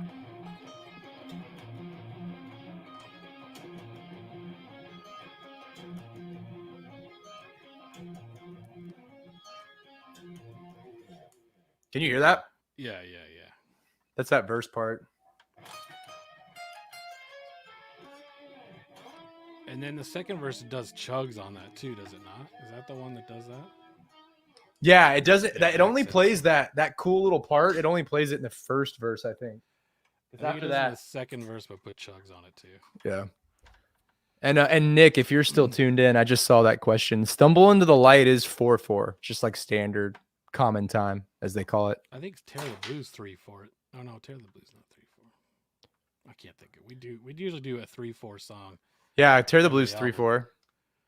And so is in Starry Eyes, I think. The one Listen is 3/4.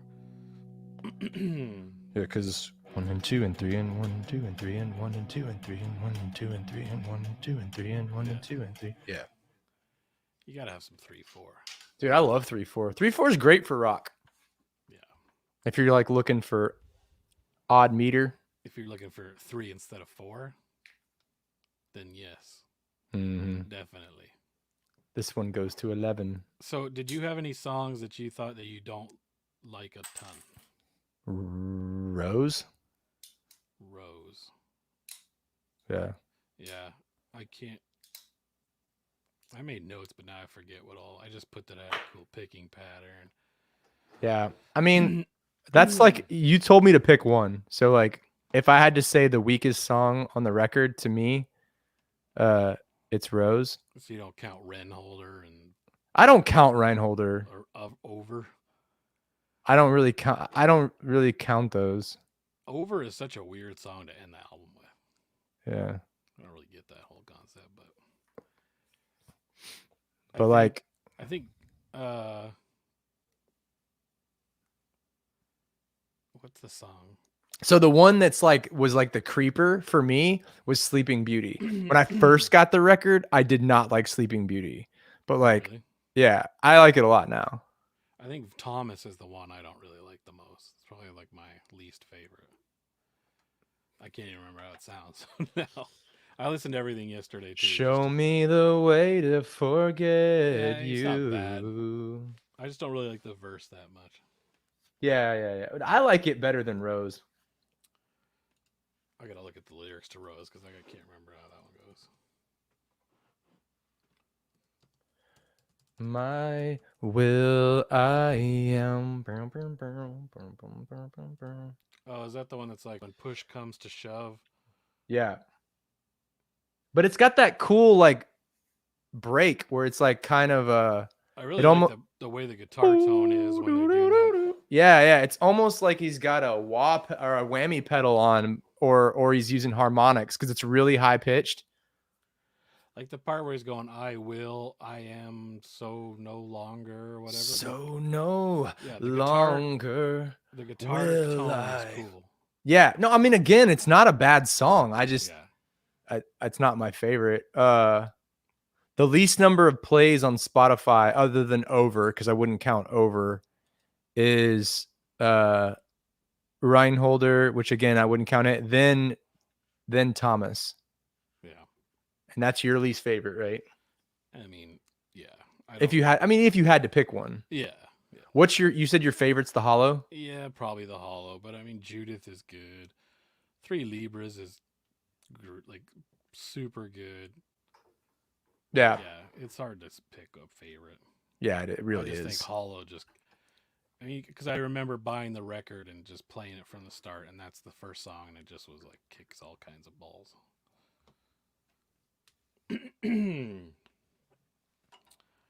Anyway, top notch. It got to number 4 on Billboard. Yeah. Whatever that means.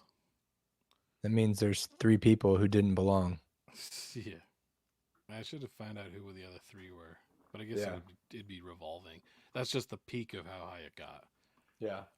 I can't remember if that's sales. I don't know because we were on Billboard once for sales, but I don't think that's how Billboard, or maybe it is sales. I don't know.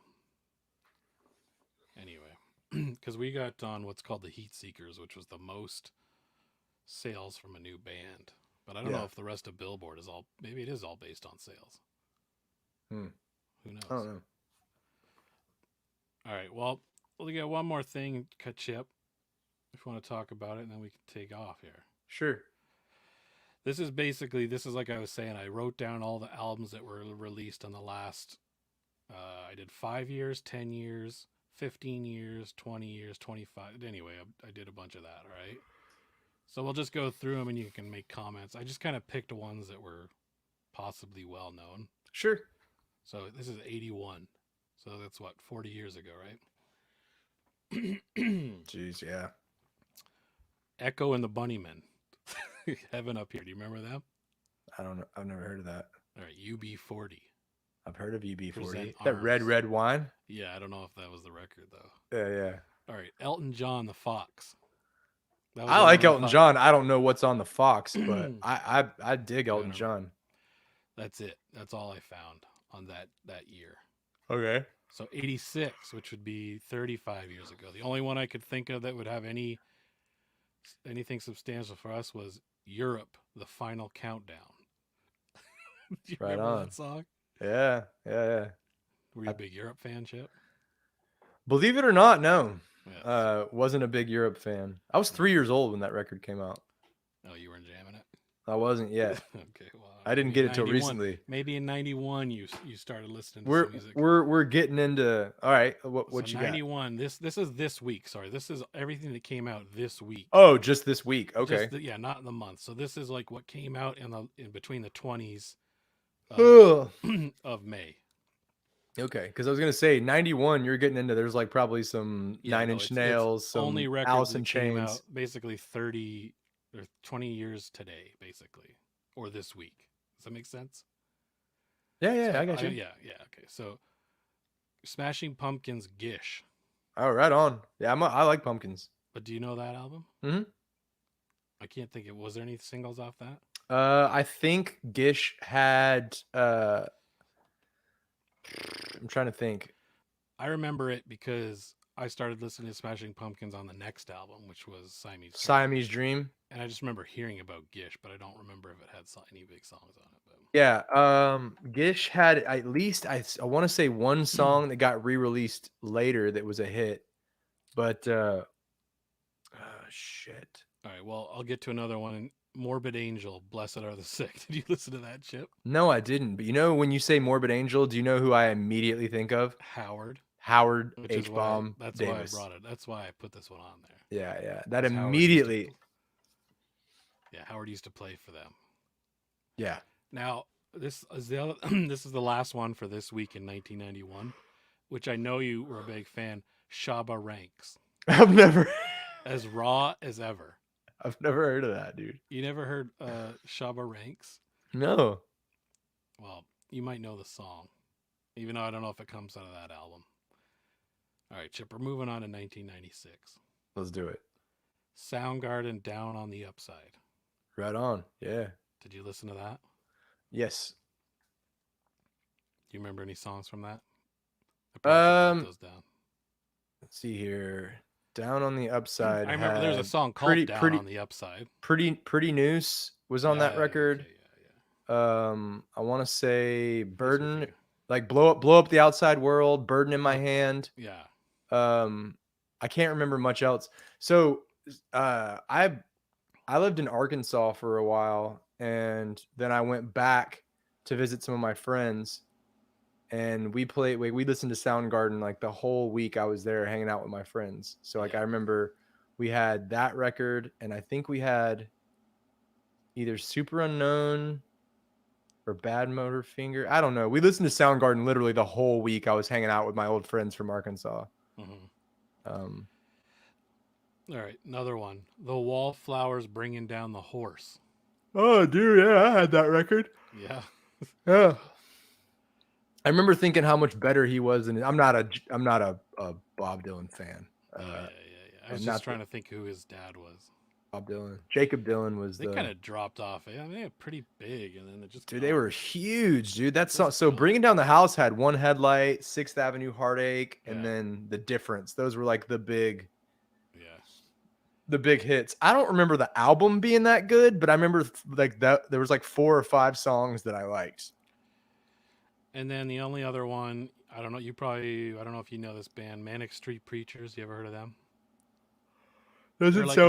They're a British band. Everything Must Go was the album. I had that album, and I liked it quite a bit. So. Oh, you liked it? I did. It was that British kind of like whatever scene. But all right, so now we're going to 2001, Chip. All right, it's the year I graduated high school. Oh boy. Yeah, buddy. Static X Machine. I was not a Static X fan. Neither was I. Every song was kind of sounded the same. Oh, you're bullshit, oh god. You're bullshit, oh god. That's pretty much bullshit. Stabbing Westward, self-titled album. So that would have been the one that had. Would that have Saved Me? I feel like it did, right? Because wouldn't that have been so good? Yeah, it's good. Or Save Yourself. Sorry. I can. I don't think that's on that record. Let me check here. I think you're. I feel like it's older than that, isn't it? Yeah, I think you're right. Okay, then I don't know anything off that record. Scrap that one. All right, so then the other one that I didn't have any. Even the one with Save. There was two. There was 3. There were 2 records before that. There was the Touch or Wither, Blister, Burn, and Peel, which that was the one that had. What was the big song off that? What Do I Have to Do? Remember that song? I'd have to listen to it, man. All right, and then Darkest Days, I think, had Save Yourself. But whatever. The next one is this one you probably know. Stained Break the Cycle. Yeah, yeah. I definitely Like, had is that that their record, biggest dude. record, do you think? Was that the one that had Yeah, that uh was and all right. So that may not have been their biggest record because, like, I think that 14 Shades of Grey had like really poppy radio shit on it. but that I one shouldn't was the say one that I shouldn't say shit. I don't mean that. They just that's had definitely the one that broke them because if that was the yes, one where it's been a while. yes, dude. That album got played Played in my car. I don't even Canada know, played that so many times and dude. Canada never played anything really that great. Epiphany. Yeah, that song's good too. Yeah, that song got played. Dude, that album is solid, dude. That's a solid record. That album was huge. I think the other next album was bigger though. I think this one's better. Yeah, probably. But Did you dude, like like, if we are still doing this in like 4 or 5 years, we could probably end up talking about the first Stained album, but it's only if it's going to be in those fives, Chip. We're yeah. not going 5, 10, 15, 20. Right. So, So, dude, I could do one on this record. This record was one of those songs that like or one of those albums that provided like a soundtrack to a really fucked up time in my life. yeah, I wasn't huge on this. I listened to the most one I ever listened to was the first one. Yeah, I had it too. I didn't like it as much. I mean, I like Mud Shovel probably more than anything on Mm. the other album. Like I think that's their best song. I think that like they're like the way they used harmonics as rhythm guitar was so was like so groundbreaking to me. I mean, maybe other people did it, but that you know what I mean? Like it's Yeah, again, I used to cover that song back in my old band days. All right, Chip. What about um? Okay, so I one. don't know if anybody knows this, but A flat, like a flat that people think is a flat, like a flat tire, that song is tuned to A flat. And so they called it A flat on Dysfunction. I'm serious. I didn't know that. All right, Chip. We're moving on to 2006. Are you ready? I Let me kind of wanted guess. to hang out in 2001 for a while. 2006. Let me guess. 2006. You were looking into all the meats that you could smoke. I was still trying to graduate from high school. No, I was Gonna definitely graduate. not. I'm joking. Yeah, I graduated '01. All right, here we Uh, go. Number one, Angels and Airwaves. We don't need to whisper. okay, so I actually had never heard anything off that record, believe it or not, until this week. I still have never heard anything off it. And I listened to a song off of that album this week because so The Adventure, which is the fourth song off that album, was being mixed like it's already been done, right? But the producer who mixed that album did this like master class deal where he like went through all the vocal chain and how he mixed Tom DeLonge's Yeah, vocals. hold on one second. Angels and Airwaves is Tom DeLonge from Blink 182, right? Yes. If in case people don't know, Yeah. So that's Tom DeLonge's side project they that he got was pretty big. I doing. think What's that? they got pretty big. I know one song. I don't know if it's off this album, but Yeah. So that's their debut album. They put that out when he was still in Blink, and I think it caused a lot of issues with the band. But I wasn't a big Blink fan. Like I liked Dude Ranch and I liked Enema of the State, but they lost me with Enema of the State. As good as that album was, I felt like they just got too silly for me. I was like kind of growing out of it. yeah, But I did like I said, I watched the producer like do a live stream where he showed like how he mixed Tom's vocals. mm-hmm. And I think it's actually Tom Lord Alge, Chris Lord Alge's brother who mixed it. I think. Oh yeah. Wait a Um, minute. Is their last name Lord Algie? Lord Alge, yeah. That's a last name, It's or is like a that two names? hyphenated last name, so it's like a Interesting. So interesting names combination. Okay. yeah. Anyway, the next one. I have this record. I don't know anything about it. I can't remember it. I bought it. The Sleeping Questions and Answers. Did you ever listen to that, Chip? The Sleeping? I've never even heard of them. Yeah, no, I had that one. I don't remember anything about it, but I definitely own that record. Alien Ant Farm, Up in the Attic. I didn't have Alien Ant Farm, but I like several of their songs. Which one is this? The one with This isn't the Smooth Criminal one. I just checked it. which year is this? 06? 2006. Yeah, I looked at the Um, songs. I didn't recognize any of them. I only know uh, the Smooth Criminal and then the movies one. We played have a you show with heard? them, and they are super cool guys. Yeah. Yeah, their show Uh, was really good. there's another one of their songs. And I got one more here, Chip, that I'm pretty sure you have because I think I saw the poster for this one in your room. Yeah. The I, Steven Seagal Mojo Priest. you saw Richard Dor- that? Yeah, I saw your Steven I Seagal yeah, dude. Mojo Priest. I got a limited edition. It's out of print, man. Oh, It's a sucks. no. Dude, have you ever seen Steven Seagal's karate videos? Dude, that's one of the most entertaining. If anyone who's watching this right now wants a good laugh, check out Steven Seagal. What's his karate? He calls it something weird, but it's like the karate is so awful. It's really bizarre stuff. Dude, it's so funny. Like, I think it's Aikido, right? Isn't that what he does? Yeah, but he does like a very It's like bad. Seagal Keto. Yes, I still Um, think it's Aikido. yeah, I still dude. think Some of, Aikido's better. but you wish it was Seagal Yeah, I Keto, bet you wish it was Seagal. Sagito. Sagito. All right, Uh, Chip. We're coming up on to 2011. all right, You were driving your Volkswagen Beetle with the my sub in the back. my bus. No, you had the Beetle, Chip. I had a Beetle, did I? Yeah, I don't I think you remember. had the Oh Beetle. yeah, yeah. I had that drop top Beetle. Yeah, you had the big Remember? subs in it, and the hydraulics, so that it was like To it come was around 3-wheel motion. yeah. Yeah, yeah, yeah. Anyway, that's Chip in 2011. He had a mohawk that was reversed, like just the shave down the center. Oh yeah, yeah. It was just like a Yeah, single bald racing stripe. yeah. And you Sometime up. painted your head blue. All right, 20,000 or 2011. Lady Gaga, Born This Way. I didn't even know who she was until like fairly like What I are you never. talking about? You didn't know? I'm serious, dude. I didn't listen to pop music for the longest time. I didn't listen to the radio at all. How did you know? But what about Poker Face? I didn't hear that song till it was on South Park. What it was on? You know what else it was on? Parks and Rec. Was it? Yeah, when she goes to the gay bar.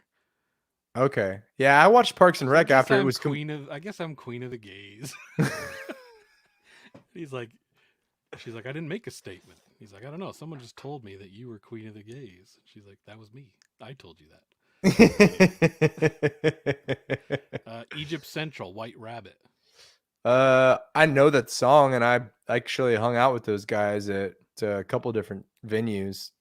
We did a bunch of shows with them. Dude, their bus was fucking hilarious, man. It was like smoking like a freight train. They had like tagged the side of it with spray paint. It was the biggest piece of shit. It was so funny. Dude, I really like the song "Make Me Sick." That song's good, man. I don't They were think it's cool. on that record. They were cool though. What about this one? I've never heard this band, but I thought maybe you might have. My Morning Jacket. Yeah, I've heard of them. I don't like them though.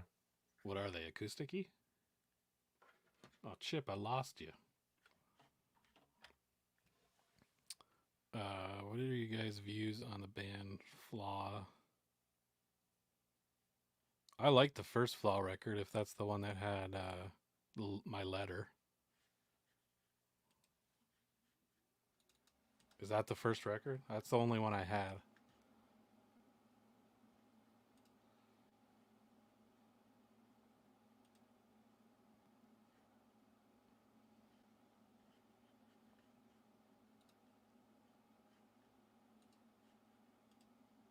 Hey, Chippy. I have no idea. I just got kicked out. Um, Yeah, I wasn't into them. They were kind of indie sounding, but I don't like. I didn't listen to enough to like give you a real. all right. There's probably these other ones we went on. This was just kind of weird. Eddie Vedder ukulele songs. No, I didn't even know that Yeah, I existed. didn't know that existed either. This one's for me. I was a huge fan of this guy, but I actually didn't buy this record. Matthew Good, Lights of Endangered Species. Dude, I loved him growing up, but I didn't buy that record. He's listed on our page as like a heavy influence, Dude, because lyrically he's a huge influence. but you didn't support him. Well, I He's probably he's saw he's him. I saw him 10 times one summer. is he Canadian? Yeah, Right and on. Beautiful Midnight's one of the most lyrically perfectly written albums. But anyway, I'm gonna check that out, Matthew. I've actually never listened to him. I don't know if you'd like it. Thank you. It's Why? Because a lot of people think that models are vapid. Anyway, no, I'm just Our industry, we face. it really put us back. All right, Blackstone Cherry, Between the Devil and the Deep Blue Sea. I've never listened to him. I did some shows with them. They did this cool thing where the bass player held up the bass and the drummer hit the strings, Yeah. and it made obviously made sounds. Mm. But he's like drumming a beat on the guitar string. That was pretty Yeah. cool. That's cool. All right, They're kind of southern rock, right? Kind of. Yeah, I thought you mentioned them when you said Blacktop Mojo, aren't they? I thought they were similar to that. They are, I think. I mean, I never really listened to Blackstone Cherry, but all right, this is our last year, 2016. Chip was driving a El Camino. That's actually driving the same truck I'm driving now. Which is an El Camino. It's not low. It's an El Camino. Instead of lowered it, he had it raised. Yeah, it's lifted. It's got an 8-inch lift and 37-inch tires. Yeah, he's got to like tilt it to even get into it. It's got a rope ladder that drops down. It's got a rope ladder, but it's braided out of like horsehair, endangered horsehair,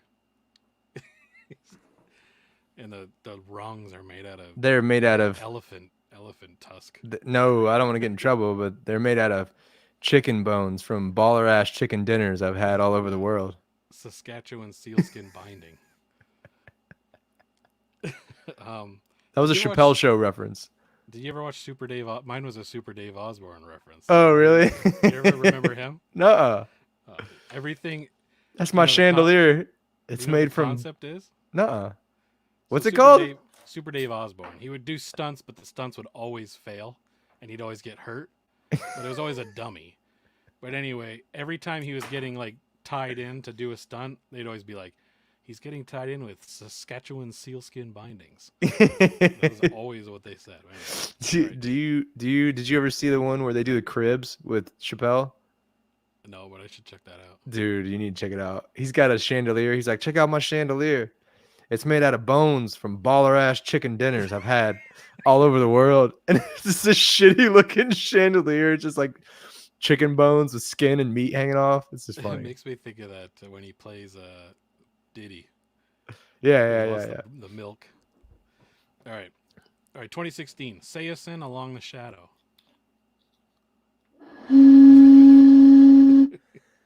You made my day. That's the shit. 100% pure Cambodian. So that's the first album that they since they got back with Anthony, right? Is it that old, man?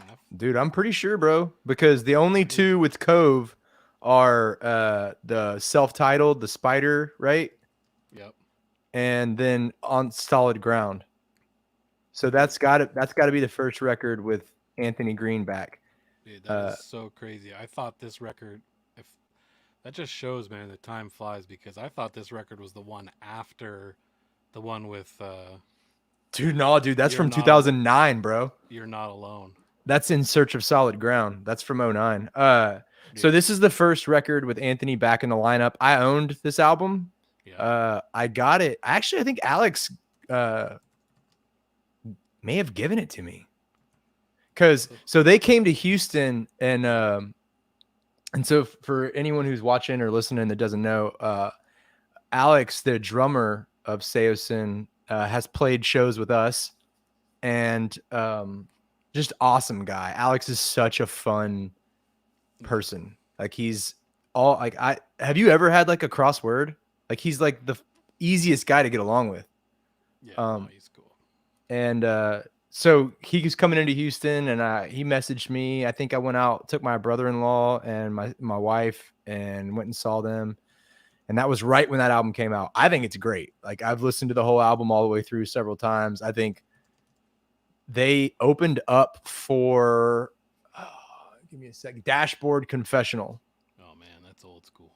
And Vindicated. they, in my opinion, they destroyed them. Like, Was this was with what's his Anthony? yeah, dude, Seosin killed Dashboard. Like, it wasn't even close.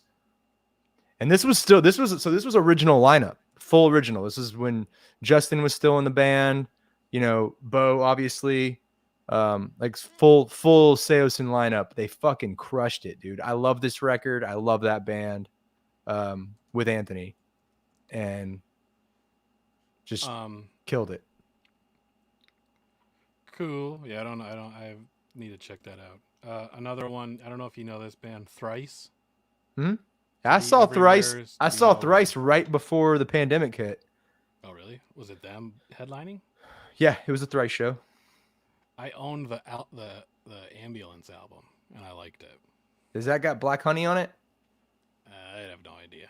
Yeah, I don't. But I remember getting into them around the same time I got into Thursday and Taking Back Sunday, and I like Taking Back Sunday more. But anyway, then I got Lacuna Coil, Delirium.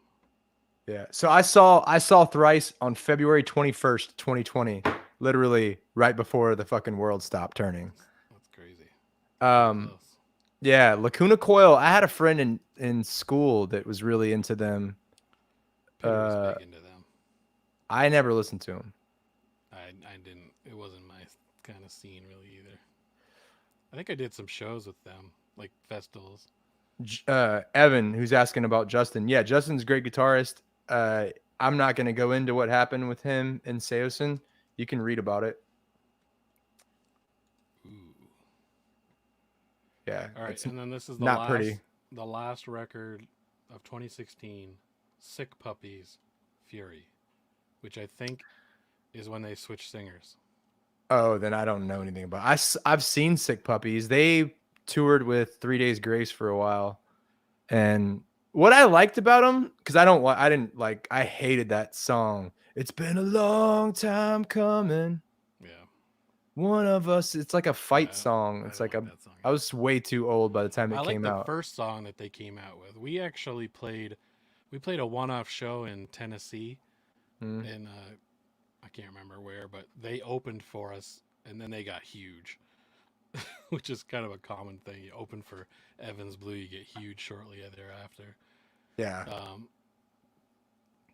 But yeah, the guy was kind of rude, to be honest, but whatever. Was he? So I wasn't a fan. I didn't like their song at all. The only one that I knew when I went to their show. But what I did like about them, I thought they were decent. I mean, they were okay live. But he kept saying, "We're gonna get out of here and let you guys see 3 Days Grace. We're just a shit band from Sydney, Australia." He just kept saying it, like, "Hey, we suck. We appreciate you guys letting us suck up here." Like, he just kept saying it, and I was like, it was fucking hilarious though. Like, it was really like funny and self-deprecating. I appreciated that. That's weird because he was like the totally opposite way when we. What year was that? It would have been the year that 2007. Yeah, 2007. That's where I actually met Nixon from Framing Hanley at that show. I had heard his song on what the heck was it? On Sirius.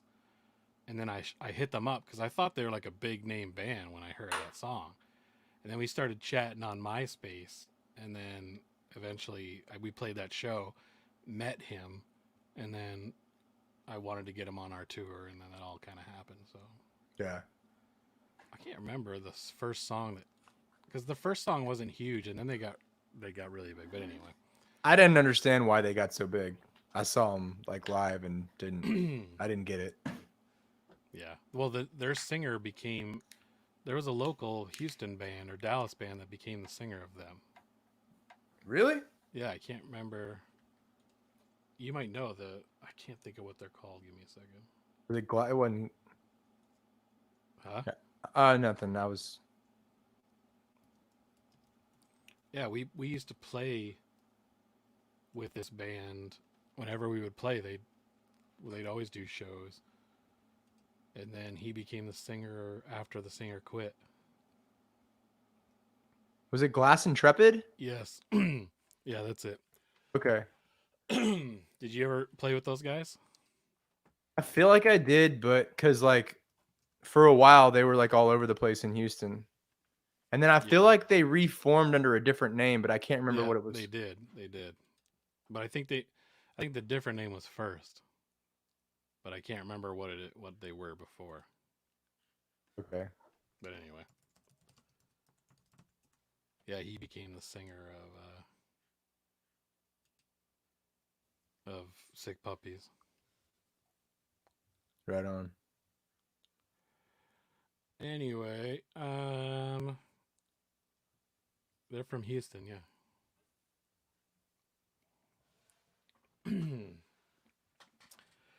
That's all I got, Chip. Well, that's a pretty good one, man.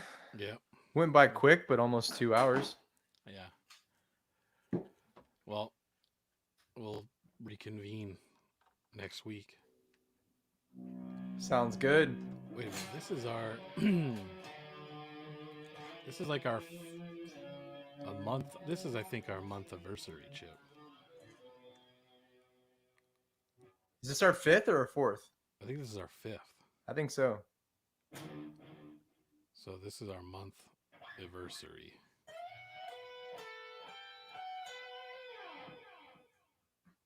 So that being said, and for anyone who's still tuned in, we're about to go, and we appreciate everyone for hanging out and watching.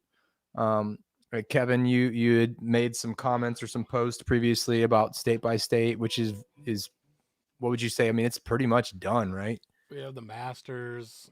You just got to drop them on the video and then make some, a few changes here and there, and then it'll go to print, and we'll print it for. I mean, I'm planning to get there end of June, and then whatever. I don't know what's going on after that, but that's essentially what we're aiming for. Yeah, so we've got to sign him, right? So Kev's got to be here.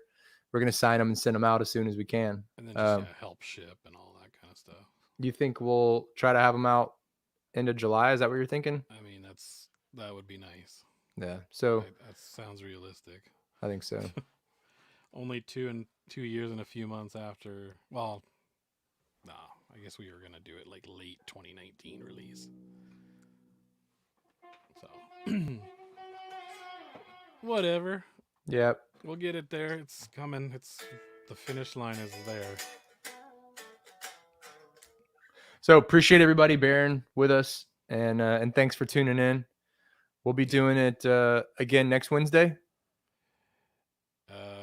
I'm gonna be honest with you. It kind of depends when the Leafs are playing, Chip. Does it? So it's either gonna be Wednesday or Thursday. Right on. Because I can't miss. It's playoffs, Chip. Yeah, no, that's Stanley Cup, bro. Yeah, it's a big deal, especially for Canadians. Yeah. That's all we have, Chip. Oh, there actually is. So Toronto's playing Montreal right now, right? So the Leafs are playing Montreal. Montreal's who are they? The Canadiens? Yeah, the Canadiens, yeah. So if you like that as an American from Texas, do you like that I pronounced that properly? I guess so, yes. The Habs? The Habs. The Habs? Yeah. This is the interesting thing is that right now, and I mean, I don't know, you know how playoffs work, right? They play 7 games. Even in the early rounds? Yeah, all rounds. Jesus Christ, are you serious? Yeah, but it's the best of 7, right? Yeah. Best of, I got you. So Toronto is currently winning 3-1 against Montreal, right? So Toronto just needs to win one more, and they beat Montreal and they move to the next round, right? Huh? But if Montreal gets to Game 6, they're gonna have people in the stands for the first time, like since the pandemic started. But if they don't get to Game 6, they'll never have people. There'll be no people because Toronto is like ground zero for crap going on. So Toronto's not going to have people in the stands for sure. And The Toronto play Winnipeg. I don't know if they will. Winnipeg is kind of like It's kind of like more it's rural. rurally, Yeah. a rural juror. The Ruger. Did you watch that show? Yeah, I love that show, dude. That show's good. I just Googled my symptoms, and it turns out I may have network connectivity issues. That's Parks and Rec. Oh, Rural Juror is 40 Rock, isn't it? Or 30 Rock? 30 Rock, yeah. Yeah, my bad. I thought it was Parks and Rec. Yeah, third rural juror. The Ruger. That's funny. I didn't know if you'd get that reference. You'll make an excellent businessman, Lemon. You mean businesswoman? Yeah, I don't think that's a word. The Red Wings are not in it. They did not make the playoffs. They were one of the worst teams in the league. So, anyway, we'll figure it out one of those days. So, yeah. Appreciate everyone tuning in. Yeah, have a good whatever. Yeah, I'll talk to you later, brother. Later. Later, y'all.